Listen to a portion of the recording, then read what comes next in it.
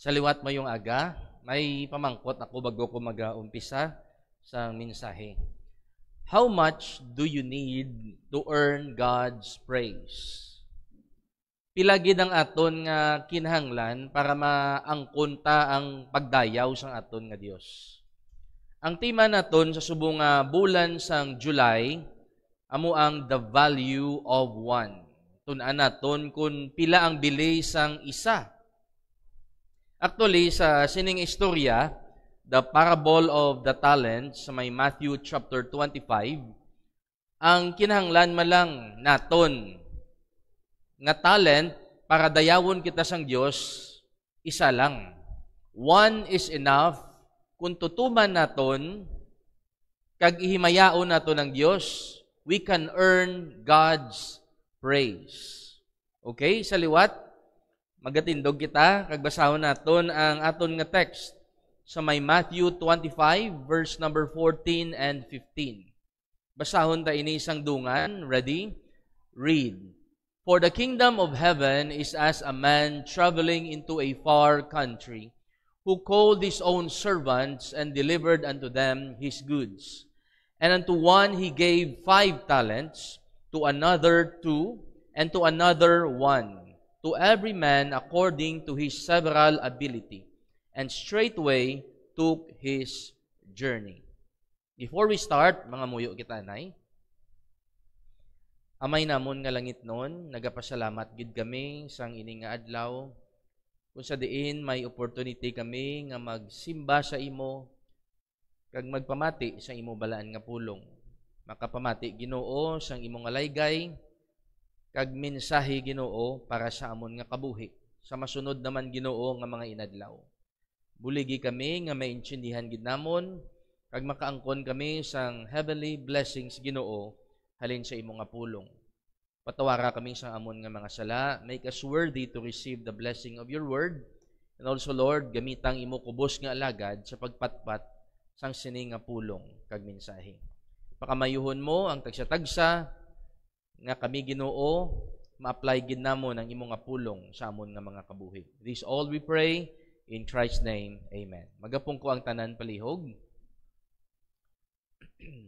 Sa wala na kon mag-greet nga mga baguhanon, salamat gid nga ari kamo and welcome sa Cornerstone Baptist Church. Ang mensahe naton sa sining nga adlaw, the value of one talent. The value of one talent. Sa aton ginbasa kaina sa aton nga text, may isa ka agalon nga naghatag sa iya nga mga sulugoon. Ang isa gintagaan niya sang 5, ang isa gintagaan niya sang 2. And ang isa gintagaan niya sang 1 lang kabilog. And then naglakat siya dayon. Pero ginhambal niya sa iya nga mga sulugoon magabalik sa liwat. Karon tun-an naton ang value of one talent. We know the story sa the parable of the talents nga ang 5 nakaginansya sang 5. Ang 2 nakaginansya sang 2 man. Ang isa ya gintago yaya, ginlubong yaya sa duta kay hindi siya gusto magtrabaho o kung ano man da iya nga rason. And then wala nalipay ang iya nga agalon. Now lang taon naton kung pilagid to tani ang value sang isa. Kay abi sang madamo, isa lang man ina. Ti hindi na ya paryo sa 5 nga damo, ti taguon ko na lang ning akon. The value of one talent means that you have been given a confidence. Magambali ka nga confidence pagsalig. Ang aton nga Dios naghatag sang iya nga confidence sa aton o kung pagsalig para itugyan, para ipamalakad naton ang ginbili niya sa aton nga talent. Matthew 25 verse number 15. And unto one he gave 5 talents, to another 2, and to another 1, to every man according to his, look at these words, several ability. Nga aging tagaan sang agalon ang isa sang isa. Because nagapati siya, kabalo siya, nga atong isa may ara sang abilidad. Kabalo siya nga may abilidad ato. So, but silingon, stewardship and responsibilities ang ginhatag sang Dios sa aton. Wala lang na nga nalagpatan nga gintugyanan niya kita. Sang talent, magambal ikaw nga talent, pwede ini nga ma-equate naton sa abilidad o kung talent mismo, kabalo ka dira magkanta, kabalo ka dira magwali, kabalo ka dira mag-soul winning, kabalo ka dira pang-invite, dala na ina sa talent nga ginhatag sang Ginoo sa aton. Now karon, ginhatag na sang Dios sa aton because kabalo siya nga kasarang kita sina. Kulang taon naton ang kabuhi ni Adam, ang gintuga sang Ginoo nga pinakauna nga tawo in Genesis 1:28, God blessed them. God said unto them, excuse me, be fruitful and multiply and replenish the earth and subdue it. And then, lang tawagin ang balsa Ginoo, and have dominion over the fish of the sea, over the fowl of the air, over every living thing that moveth upon the earth. Pila ka talent ginatag sang Dios kay Adan. Maglantaw ko, isa lang. Isa kabugos nga kalibutan. Ang gintugyan sang Dios kay Adan kag kay Eva. It means kung gintuga kita sang Dios, may gintugyan gidya ang Dios sa aton. Hindi pwede nga wala. Natun-an pa na sa mga nagliligad nga tuig, why we are created in the image of God and likeness of God. And isa dira ka point sa Ginoo, we are managers. Kita ang mag-manage sang iya nga tinuga, just like Adam and Eve. Ginsugo sila, magmuad kamo, maglapta kamo, magdamo kamo ang magadumala sa bilog nga kalibutan. Hindi lang si Adam, also si Job. Si Job wala gintugyanan sang kalibutan, but gintugyanan naman siya sa mga manggad, pagkabutang. Kag hindi lang pagkabutang, kundi ang gintugyan sang Dios sa iya, plano kag kabubuton sang Dios. Look at Job 1 verse number 8. And the Lord said unto Satan, hast thou considered my servant Job? Kita sang Dios si Job, matutom, matarong, wala nagahimo sang sala, mapisan, responsible, and then siling sang Dios kay Satanas, Satanas, lantawa ang akon nga alagad nga mo si Job. Kung insindihon mo ang istorya, ginapadayaw-dayaw sang Dios ang iya nga mga alagad nga mga matutom. And amo man ikaw sina, kung kita gintugyanan sang Dios, ginapadayaw-dayaw kita sang Dios sa mga panulay kay Satanas, kay gintugyanan niya kita. Kag naga-expect siya sang maayo nga resulta. Siling sang Dios, there is none like him in the earth, a perfect and an upright man, one that feared God and eschewed evil. Lantawa siya, nagakahadlok siya sa akon, nagakainit siya sa mga malain. Gintugyanan siya sang Dios, sang precious, sang bilidhon nga buluhaton sang Dios. And you know what? Kabalo ka mo nung purpose sang the book of Job nga ginsulat ini? Wala na siya sang iban nga purpose, amo ang pagtudlo sa aton kung anong aton himuon sa tion nga may problema kita kag pagtilaw. Amo nang purpose ni Job. Gintugyanan siya sang Dios sang pag-antos. Kay kun matapos siya ini, mangin blessing siya sa aton nga kabuhi. And lantawa, si Job ginaistoryahan ta subong. Ginaistoryahan siya sa mga propeta, sa mga apostoles. Bangod sang iya nga pagbatas hasta sa katapusan. In Acts chapter 1 verse number 8, ang aton Ginoong Jesucristo, bago siya magkayab sa langit, may ginbilin siya sa aton. Just like sa mga servants niya, nga gintugyanan niya. Pagtugyan niya, sila niya, he went his journey. Look at this, Acts 1:8. But ye shall receive power after that the Holy Ghost is come upon you. Ano kuno ang mabaton naton? Power. Mangkutabi mo tupad, ano power mo?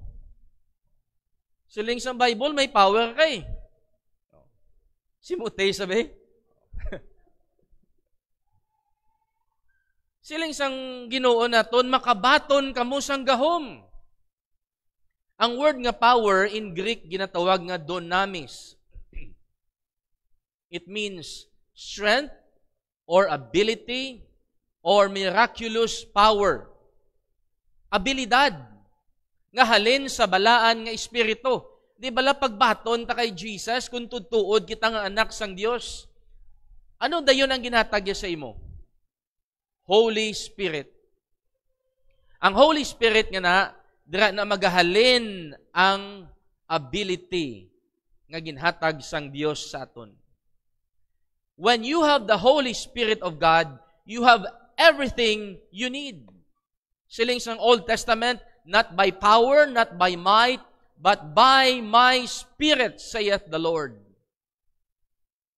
Halin sa Espiritu sang Ginoo. And ang Holy Spirit nga isa lang na siya kabilog. Bisan amo lang gina ang ara sa imo. Enough na nga magamiton mo ini para himayaon ang aton nga Ginoo. And you can use it right away to the maximum, to the full potential. Hindi na iya mahubsan ang balaan nga Espiritu. That is why, wala sing taho nga makasaling sa Ginoo, Lord, wala ko ya abilidad. Lord, wala ko ya alam. Lord, wala ko katapos mag-eskwela. No! Kung ginbaton mo si Jesus, you have that power. The power of the Holy Spirit. Na naghalin sa aton nga Ginoo. 2 Timothy 1:9. Lantawa bala nga ginsaligan kita sang Dios. Sa sugod-sugod pa lang, human na ang plano sang Dios sa aton nga kabuhi. Nga kung sundon ta lang ang iya nga plano, may predestined purpose na kita nga kadtuan. 2 Timothy 1:9, sila niya, who hath saved us, but first, kinanglan maluwas ikaw anay. Ginluwas niya kita, kagintawag niya kita sa balaan nga pagtawag, not according to our works, but according to His own purpose and grace. Sang ginluwas ikaw gali sang Dios, before sina may plano siya kag may purpose sa imo, which was given us in Christ Jesus before the world began. Bago pa ya magsugod ang kalibutan, kanami na ya sang plano sang Dios sa aton nga kabuhi. That is why, kung balaan ta nga may plano ang Dios nga maayo sa aton, don't waste your time.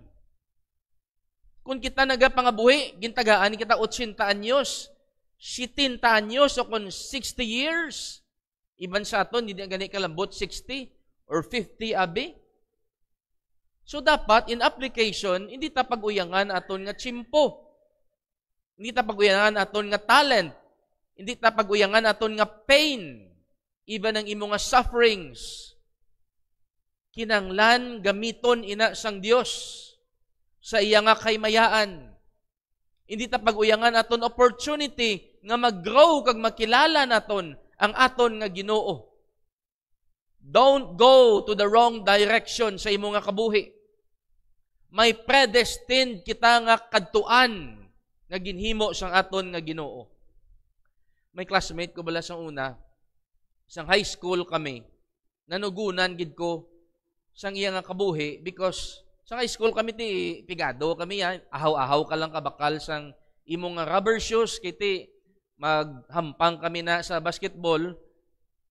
Ang imong sapatos hindi orig, So kung maghampang na ka muna, kung hindi urig imo nga sapatos, gadanlog na sa gym. Isa mo na, hindi kami ka-afford. So ginasupot-supot ko akong balon para makabakal sang pinakabarato nga rubber shoes. Iya damo na iya, kada simana lain mo. Siling ko kanami man sa iyang mga buhi ba? Iyang parents manggaranon katama. May mga dlagko na sila nga buildings and apartments nga ginaparintahan. And then, sa ulihin nga katapos na kami sang high school, college, iban sa amon nakatrabaho na, sa nagligad to nag-agi ko dira sa may Haro, sa may Kubay. And then, ginapamangkot ko, hambal ko daw ila ni isang classmate ko building mo. Hambal ya, huo, ila na sa building. Hambal ko, kamusta siya? Why gid gana magnegosyo? Hindi ko kanugo no, sang ilang mga building, di siya kabalo magpalakad sang iyang mga negosyo sang ginikanan niya. Hambal o gani, kay do lagaw lang pero may ubraya. Ilan taon mo siya? Billiard, basket, lagaw-lagaw, good time. Mag-business siya, maputo man dayon. Wala lang. Siling ko tani, buko na ko na guro, grabe, negosyohon ko gina. Di ba lang kanugon? Kung ikaw inaabi, i-grab mo ginang opportunity nga maka-start ikaw business para mag-uswag dayon imo nga negosyo. But you know what? Amo manang blatsagon sang Dios sa aton. May manami na iya nga plano ang Dios sa aton kabuhi. That is why ginluwas siya kita kaginbutangan sang Holy Spirit para kay uhon naton ang aton nga kabuhi. Kay sa ulihi maayo gina ang iya nga aputan pila ka adlaw. So seek God's predestined purpose. Hindi nga uyangan talang permi ang iya nga tsimpo, no? Tuga kanugon bala nga ginluwas kita sang Dios tapos gamiton talang aton nga tay nga amo lang na aton nga imuon. Kanugon sang tsimpo ta. Kadamo patani sang magamit sang Dios sa aton nga mga tsimpo. Nantawa bala si Adan. Anong purpose ng Diyos sa iya? Nga mag-rule sang bilog nga kalibutan. Di ba la? Nga magpangulo sang bilog nga kalibutan. Anong ginimo ni Adan? Ginbaylo ya sa isa lang ka ingkit sang prutas nga ginbawal sang Ginoo. Kanugon. Tani wala ta sala subong. Tani wala ta nagaantos sang masakit. Tani wala ko nagasipon, nagasakit ulo subong. Kanugon, si Iso, gintugyanan sang Dios nga siya tani ang mangin Israel pila ka adlaw. Galing ano ginimo iya? Binaligya iya sa isa kayahong nga sabaw sa iya nga manghod. Anong natabo karon? Ang iya nga manghod nga tuso amo tuya ang nangin Israel subong. Siya subong nga ginaistoryahan ta. Sa iya nagtupa ang blessing sang Ginoo. Ano natabo kay King Saul, ang first king sang Israel? Ginpawalaan niya ang iya pagiging hari, ginabusuhan niya, nagsaylo karon kay David nga bataon. Kanugon. Kanami tani sang plano sang Dios sa aton nga kabuhi. Revelation 17:14. They shall make war with the Lamb, and the Lamb shall overcome them, for He is Lord of lords and King of kings. Pila ka adlaw magbalik ang aton nga agalon, He will be the King of kings and Lord of lords. And He said, they that are with Him are called and chosen and faithful. Sino ini ang gintawag, ginpili, kag mga matutom? Sila ini ang mga Lord kag King. Sa idalom sang King of Kings and Lord of Lords. Ti kanugon. Kung wala kita naging faithful, kanugon katama sang padya sang Ginoo. So pili kita kung sinong aton nga alagadon. Kung nabasa naton ang last chapters sang pinakatapusan nga Bible, nga libro sang Bible, daog gidya ang aton Ginoo nga ginaalagad. So dapat mag-alagad kita sa iya. Siling ni Jesus sa may Luke 22:31. Simon, Simon, behold, Satan hath desired to have you, that he may sift you as wheat. Kung sa hiligay nun pa, Pedro o kung Simon, si Satanas, naghandom sa imo. Ang iya nga gusto nga magambal nga iayagon niya ikaw kaangay sang trigo. Ano ganing purpose ni Satanas? Di ba lara sa may John? To kill, to steal, and to destroy. Gusto yan niya gubaon ang aton nga kabuhi. Gubaon ang plano sang Ginoo, gubaon ang purpose sang Ginoo, ang mahimo pa, patyon niya kita. Haboya ang kalag naton, dalahigo niya kita sa may impyerno. Siling ni Jesus, wala kabalo, Pedro, nga si Satanas naghandom sa imo. Ang word nga desire, in Greek, ginatawag ini nga excitiomai, it means to ask or to beg from. To ask that one be given up to one from the power of another. Anong nibot silingon niya, Pastor? Ang butsilingon ni Jesus dire. Ginasugid niya kay Pedro, nga Pedro, si Satanas, naglisin siya na sa akon. Nagubaon niya ang imo nga kabuhi. Sounds familiar? Di bala si Satanas naglisin siya man sa Dios nga gubaon ang kabuhi ni Job? Amo na ang ginahimo ni Satanas sa aton. Galisin siya sa Dios nga gubaon niya kita. Pero siling ni Jesus, but I have prayed for thee, that thy faith fail not.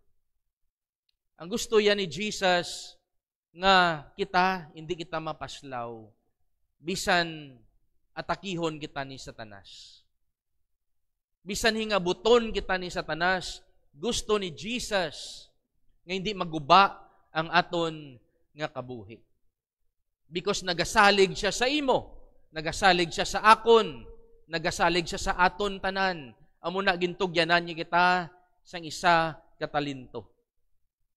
Number 2, God has given us capital to invest in His kingdom. Ang value gali sang 1 talent, amo ining ginhatag sang Dios sa aton nga kapital para makasugod kita invest sa iya nga kingdom.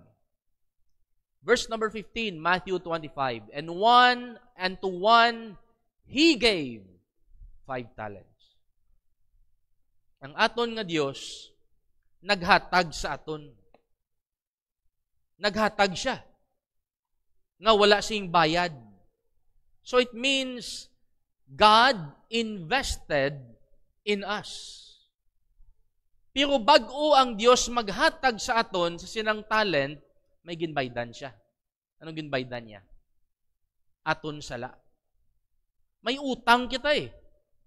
Romans 6:23, ang kabayaran sing sala kamatayon. Antes naton nabaton ang gift of God nga eternal life, ginbaydan niya anay ang aton nga sala. So ang Dios nagpagwa sang kapital para maangkon ta ina, para ma-invest naton. Lantawan niyo bala si Nicodemus. Nagkadto si Nicodemus kay Jesus sa gabi, John chapter 3. There was a man of the Pharisees. Lantawan niyo, si Nicodemus, isa ka Pariseo. Nicodemus, a ruler of the Jew. Hindi lang sa Pariseo, kundi manunudlo pa siya. Leader siya sa mga Hudiyo. The same came to Jesus by night and said unto him, Rabbi, we know that thou art a teacher come from God, for no man can do these miracles except God be with him. And then siling ni Jesus sa iya, except a man be born again, he cannot see the kingdom of God. Ang bansang Ginoo, kung hindi ikaw matawo liwat, bisan Pariseo pa ikaw, bisan ruler pa ikaw sang Jew, hindi ikaw kakita sang ginarian sang Dios. And then siling ni Nicodemus, how can a man be born when he is old? Makasulod bala siya sa taguangkan sa ikaduha nga bisis sa iya nga iloy para mataho siya liwat? Si Nicodemus hindi kaintindi sa ginahambal ni Jesus. Siling ni Jesus sa iya, except a man be born of water and of the Spirit, he cannot enter into the kingdom of God. Kagina, he cannot see. Verse number 5, he cannot enter into the kingdom of God. Sa mga ginbaptize, ano ganibot silingon sang except a man be born of water? Di ba lang na take up tani? That's the Holy Spirit of God nga magtinlo sa aton nga mga sala. So, imagine si Nicodemus, religious, siya righteous, ruler pa siya sa mga Hudiyo, pero hindi siya kakita, hindi pa siya kasulod sa ginarian sa Ginoo. Dapat may kapital nga ipagwa ang Ginoo. Si rich young ruler, ang pamatanon nga leader dito sa Israel, nagkadtuman kay Jesus, kay namangkot siya iya kung paano makaangkon sang kabuhi nga walay katapusan. Sa malipot nga istorya, siling ni Jesus, come and follow me. And then nagtalikod siya. And then may ginsugpon ang Ginoo, verse number 23. Jesus said unto his disciples, verily I say unto you that a rich man shall hardly enter into the kingdom of heaven. Wala man siya nagambal nga hindi na siya makasulod, kundi ginambal niya nga mabudlayan gid sa magsulod sa ginarian sang langit. Verse 25, when his disciples heard it, they were exceedingly amazed, saying, Lord, sino na lang ini maluwas? Nga mo niyang gidmamangkot sa mga disciple, because kung manggaranon ikaw, hapos sa imo magkadto sa langit, kung basihan lang naton ang aton nga pag-insindi. Number 1, manggaranon sa nga daan. Kung ang kaluwasan ginabakal sang kwarta, makasarang siya. Okay? Kung manggaranon siya, pwede man siya maging righteous, kag maghimo sang righteousness. Di ba la? Pwede siya magpangbulig sa mga pigado para mangin righteous sa tubangan sang Ginoo. Pwede man siya kasulod sa relihiyon. Pwede man siya kahimo good works. Ang mga pigado among budlay makasulod sa ginarian sang Ginoo. Pero nga hindi kasulod ining rich man into the kingdom of God. Siling ni Jesus, with men it is impossible. But with God, all things are possible. Kung ang tawo maghimo sang pamaagi nga magsulod sa langit, imposible. Pero kung ang Dios, tanan posible. In Psalm 49 verse 6, Laton tanay. Medyo delay, okay. They that trust in their wealth and boast themselves in the multitude of their riches. Siling niya, verse 7, none of them can by any means redeem his brother, nor give to God a ransom for him. Hindi gid siya kasarang.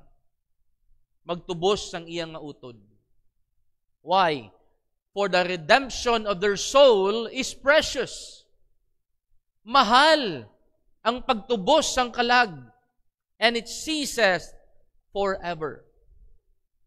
Revelation 3:17, because thou sayest, I am rich, and increase with goods, and have need of nothing, and knowest not that thou art wretched, miserable, and poor, and blind, and naked.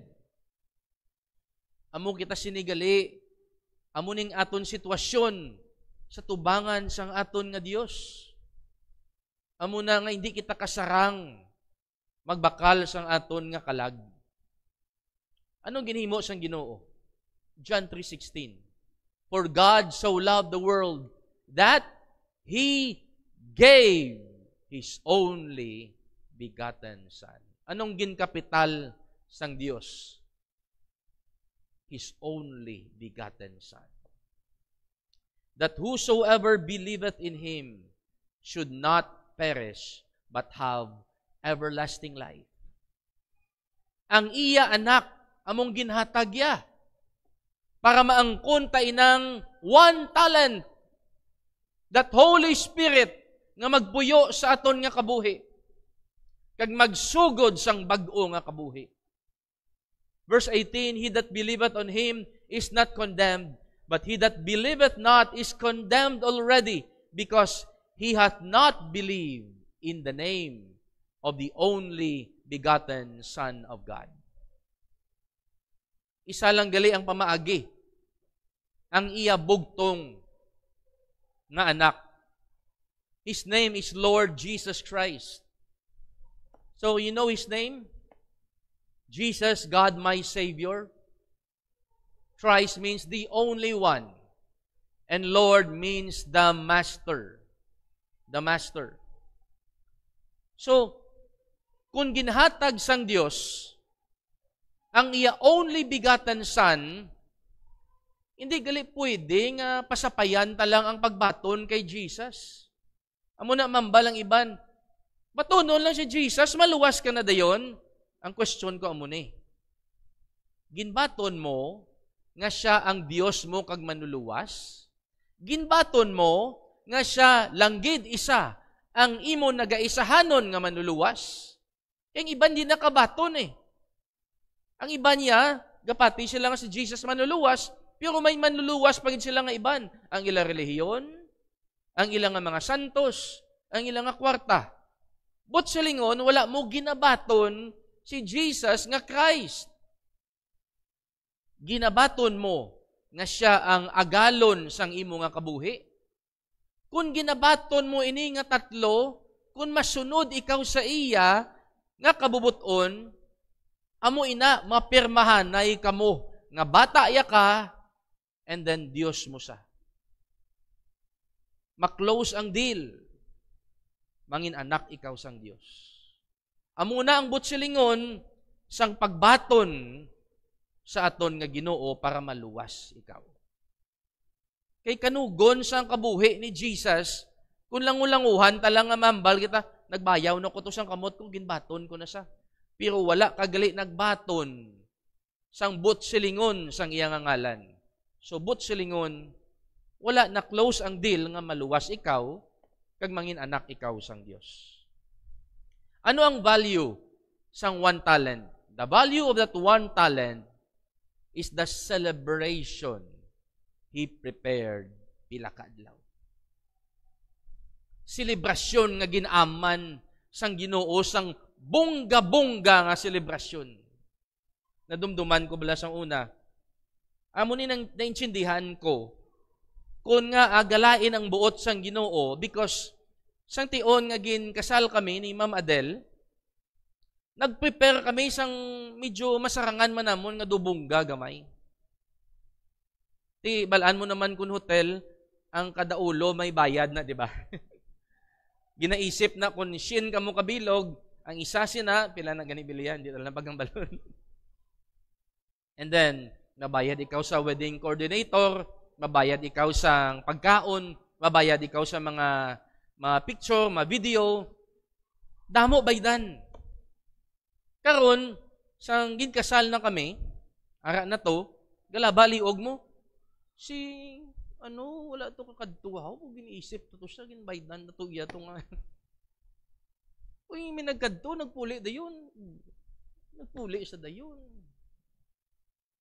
Ti, somehow do kabatsyag ka ba lang bawo ginpiparan to namon, importante ito sa kay importante siya nga tao sa amon nga kabuhi. Dapat ari di siya. And ang aton nga Ginoo amo man na. Nagpiparar to sa aton sang bungga. Kay gapaabot siya nga pila ka adlaw. Malipay gid siya magkitaay kita. So, ano iningbot silingon niya? Matthew 25 verse number 19. After a long time, the Lord of those servants cometh and reckoneth with them. And so he that had received 5 talents came and brought other 5 talents, saying, Lord, thou deliverest unto me 5 talents. Behold, I have gained beside them 5 talents more. And his Lord said unto him, Well done, thou good and faithful servant. Thou hast been faithful over a few things. I will make thee ruler over many things. And then sila sa Ginoo. Ano ang balya? Enter thou into the joy of thy Lord. Sulod ikaw sa kalipay sang imo nga agalon. Kay sino ini kalipay? Kalipay ini sang aton agalon. Nalipay siya nga pila ka adlaw makita ya kita nga nagdoble ang ginhatag ya sa aton. So naghambal ini nga God expects us to be there and to succeed kung ano man ang ginplano ya sa aton nga kabuhi. In Matthew chapter 9, ang mga disciples nagaupod permi kay Jesus, nagakinaon sila. Siyempre, gatrabaho man sila mo. Nagaupod to sila kay Jesus ministry, and after that, nagakaon sila. Karon, may disciple si John the Baptist nga nagkadto kay Jesus kag nagpamangkot. Why do we and the Pharisees fast oft, but thy disciples fast not? Siling nila, nga kami kag ang mga Pariseyo, gapuasa kami permi. Kamuya, kaging imo disciples, wala yan nagapuasa, wala sila nagaantos. Ano sabat ni Jesus? Can the children of the bride chamber mourn? Magambal nga, children of the bride chamber, it means mga bisita sang groom, as long as the bridegroom is with them. But the days will come when the bridegroom shall be taken from them, and then shall they fast. Siling ni Jesus, ari pakuabi, so dapat mga lipay ini sila. Nga mga bisita ko, mga alagad ko, maabot ang adlaw, nga mapatay na ko, mahibi sila kag mapuasa. Sang nagakaon day Jesus sa ilang Last Supper, Matthew 26. Balaan nyo man ang istorya, nagkuha siya sang tinapay, ginbuka iya, ginpasaya dayon, and then nagkuha man siya sang cup. Nagpasalamat siya, and gave it to them, saying, Drink ye all of it, for this is my blood of the New Testament, which is shed for many for the remission of sins. Ang silingon sang pagkaon upod kay Jesus, it means ga-celebrate sila.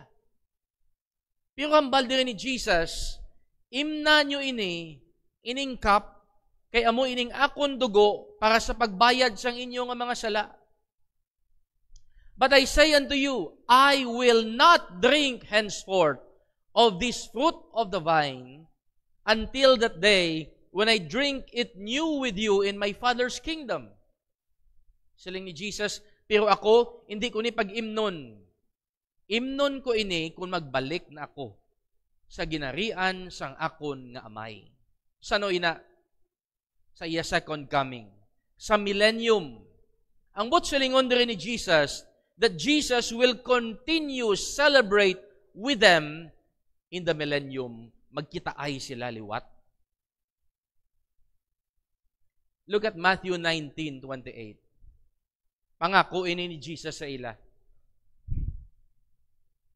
Jesus said unto them, Verily I say unto you, that you which have followed me, nagambal ang Ginoo, kung wala na ko, pero nagasunod man kamugyapon sa akon, amuning matabo sa inyo.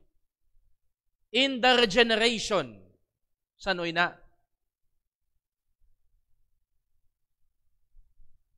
Excuse na.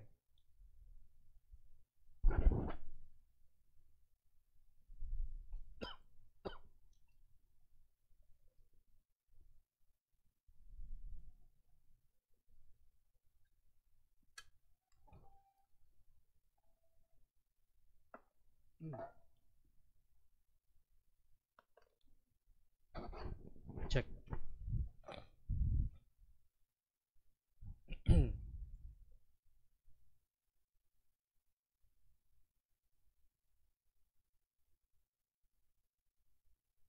Okay, thank you, Gid.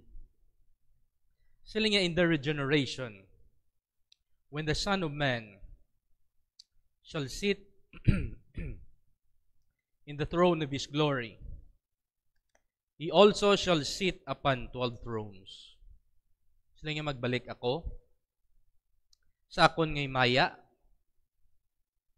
mapungko man kamo nga 12 sa 12 ka trono, judging the 12 tribes of Israel. Isa Judas. And what happened to Judas? Wala siya.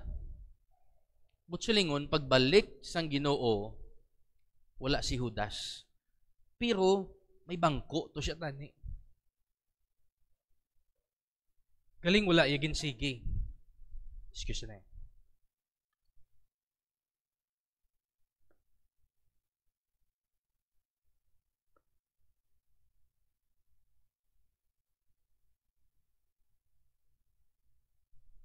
So, kasayang kay Judas.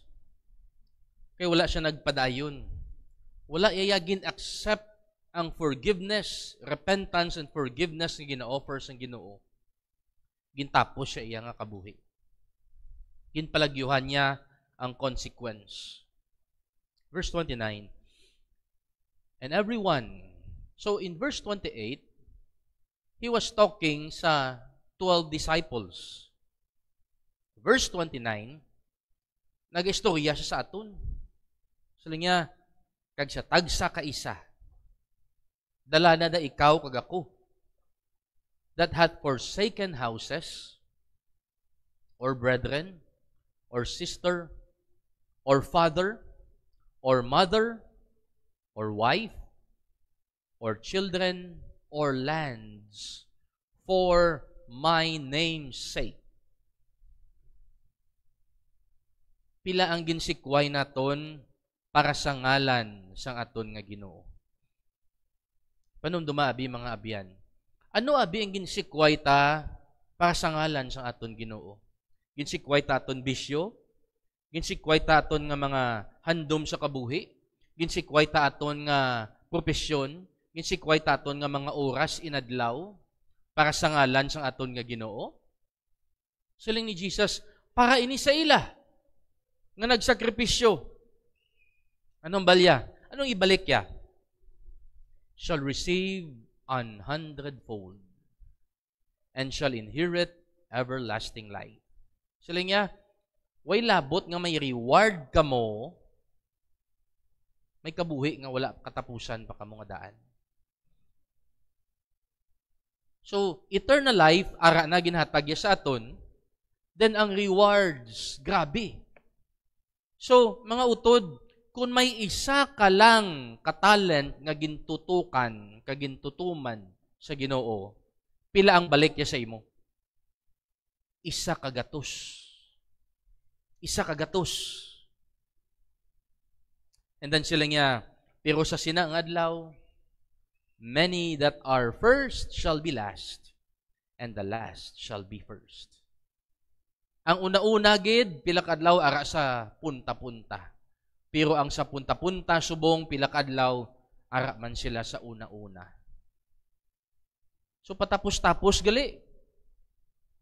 Amo na gali nga ginhambal ni Paul sa may Philippians 3. Dumaano ni siya sang reward sang Ginoo. Sila nga, brethren, I count not myself to have apprehended. Sila nga, wala ko ginakabig ang akon kaugalingon nga may nalambot nako. But this one thing I do, forgetting those things which are behind, and reaching forth unto those things which are before. Sila nga, ginakalimtan ko to kung ano man ang akon nga ginhimo sa Ginoo or failures. And then subong, ginatingwaan ko nga malambot ko ang saunhan. You know what sa aton? Abi tabala, damo na ang ginhimo ta sa Ginoo. Sa tusay sa mga Christians nga mamit naton kisa, ambal nila, ako sang una, naga-Bible man ko. Sang una, naga-soul-winning man kami, subong wala na. Sang una, grabe man ko magbasa Bible, nabasa ko na. Mangkuton mo sila, ti subong ya. Ati, why na kuya? Tapos na to ya. Siling ni Paul, wala na to ya. Nagliligad pa to ya. Reaching forth unto those things which are before. I press toward the mark of the prize of the high calling of God in Christ Jesus. Ang ginapilit ko akon kaugalingon nga malambot ko ang pinakamataas nga pagtawag sang akon Kristo Jesus. 2 Timothy 2:12, siling ni Paul, kung mag-antos kita, we shall also reign with Him sa millennium. But if we deny Him, He also will deny us. Wala man kita yapadya pila kadlaw. Revelation 2:10, be thou faithful unto death, and I will give thee a crown of life. Kung mangin matutom kita hasta sa katapusan, tagaan niya kita korona sang kabuhi. Revelation 3 verse 10, because thou hast kept my word and my patience, I also will keep thee from the hour of temptation. Ang word diri nga keep, it means guard. Saling sa Ginoo, bantayan ko man ikaw sa oras sang pagtilaw, which shall come upon all the world to try them that dwell upon the earth. So wala siya nagambal nga, kuhaon ko kamo, kay may pagtilaw sa kalibutan, naghambal siya nga, bantayan ko kamo, kay may pagtilaw sa kalibutan. And then he said, verse number 12, pero, lantawan nyo, I come quickly. Hold that fast which thou hast, that no man take thy crown. Sila niya, kapti na ng adaan ang ara sa imo, para wala sing bisan isang tawo makakuha sang imo nga korona. So the value of one talent means that you have given a confidence ang aton nga Ginoo. Nagsalig ang Dios sa imo. Ikadua, God has given us capital to invest in His kingdom. And number 3, the value of that one talent is the celebration He prepared for us. Gusto ya nga ara kita magkalipay upod sa iya pila ka adlaw. Your talent is God's gift to you. What you do with it is your gift back to God. Kabalo ka sa the book of Revelation, pila ka adlaw, mag-worship sa Ginoo, kabalo ka mo nung ilagin mo. Gina-cast nilang ilang crowns sa tiil sang aton Ginoong Jesucristo. Ang pamangkot, kung wala ikaw nagpangabudlay subong, wala man ikaw korona. Ano ang ihalad mo sa tiilan sang aton Ginoo? Mga muyo kita. Amay namon nga langit noon, salamat sang imo nga pulong sa sining adlaw. Ginoo, kabay pa Ginoo na intindihan namon ang mensahe sang imo nga pulong, nga kun kami may ara sang isa ka bilog nga talent nga imo gintugyan sa amon. enough na ina Ginoo nga gamiton namon kag magsugod kami sa paghimo sang imong nga buluhaton kag kabubuton. Lord, salamat sa Holy Spirit nga imo ginhatag sa amon nga mag-guide kag magbulig sa amon sa pagbag-o sa amon nga kabuhi. We pray nga tanan kami nga ari diri magamit mo gid sa imo nga ministry, sa imo nga hilikoton. Buligi kami nga magtalikod sa amon mga daan nga pangginawi kag pamatasan. Buligi kami, Ginoo, nga magsunod sa imo ka maghandom sang bag-o, Ginoo, nga kabuhi. Pakamayuhon mo ang amon nga pag-alagad sa imo nga hindi kami, Ginoo, mahalitan or madayaan sang panulay. Nga maguba niya, Ginoo, ang amon nga ministry nga ginsugudan. I-bless mo kami sang dugang nga mga ministry nga maalagad ka namon kag mapakilala ka namon pagi sa amon nga mga pamilya, kabataan, friends, kag neighbors, Ginoo. Salamat sa imong nga bugay, salamat sa imong nga pagsalig, kag salamat, Ginoo, sa imong nga pagpalangga sa amon nga ikaw gali nagahulat nga mag-celebrate, Ginoo, sa imong kalipay dira pila ka adlaw. Gani, Lord, ginatugyan namon tanan sa imo sa ngalan ni Jesus nga amon manluluwas. Amen.